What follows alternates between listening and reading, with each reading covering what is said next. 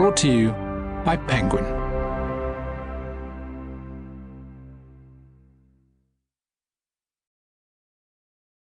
Tune In Tomorrow by Randee Dawn. Read by Rebecca Lachance. To my mother, who made everything possible.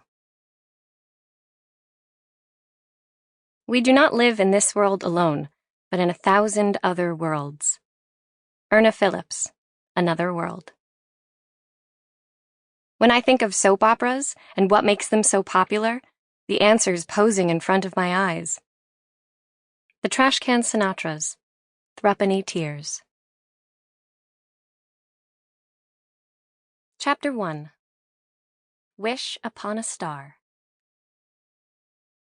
Fork, knife, spoon, napkin, ring. Stack. Knife, fork, spoon, napkin, ring. Stack. Variations on a theme, thought Starr Weatherby, her blue nail-polished fingers on autopilot as she crafted stainless steel utensil rolls, yearning to be anywhere but here. She was 47 minutes into her shift at Mike's Diner. It was 6:32 a.m. on a summer Thursday, and she had 73 more rolls to construct before Mike would even consider letting her have the privilege of waiting on tables again. All around her, Mike's thrummed. Grease pans sizzling, plates clattering, short-order cooks swearing in multiple tongues. Regulars flirted with waitresses, whose shoes made smuck, smuck sounds on the linoleum as they negotiated the packed booths and tables. A fug of burned pancakes, buttery eggs, fatty bacon, and defrosted juices lingered in the air, settling on Starr's thick blonde curls.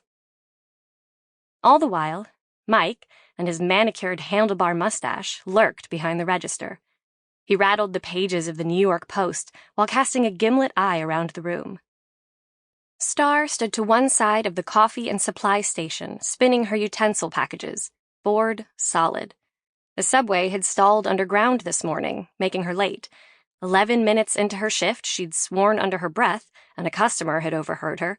But really, was craptacular a swear? Then delivered regular instead of Canadian bacon to table 12. She was distracted for a good reason, but in Mike's, 3 strikes and you're doomed to make 100 utensil rolls, plus miss getting tips until you finished. Dang Canadians, she grumbled to herself. Who wants your dumb hammy bacon anyway? Checking first to ensure Mike was deep into the sports section, Starr poked at the phone on the counter. The face lit up. She couldn't miss this call. It might be the call if she intended to get out of here. Nothing. Back to the rolls, her eyes scanned the room to relieve the tedium. Teresa was still AWOL. Her shift partner had been green all morning, then, after taking a few orders, had beelined to the bathroom. Starr was counting the minutes.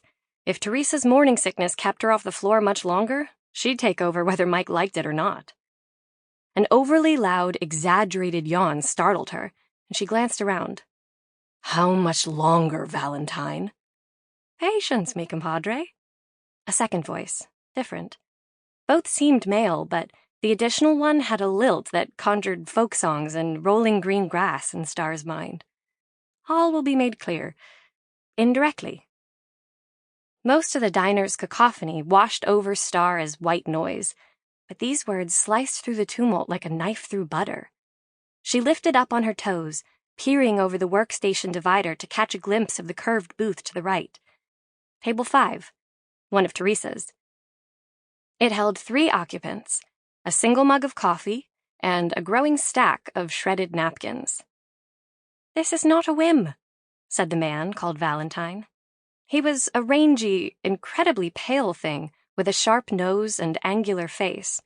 His wavy brown hair pointed up with 2 pronounced cowlicks at the crown, yet on closer examination, they did not quite appear to be hair.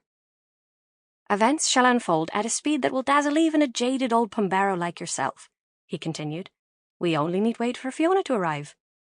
Starr had never heard of a Pombero. It sounded like a hat with a tufted end.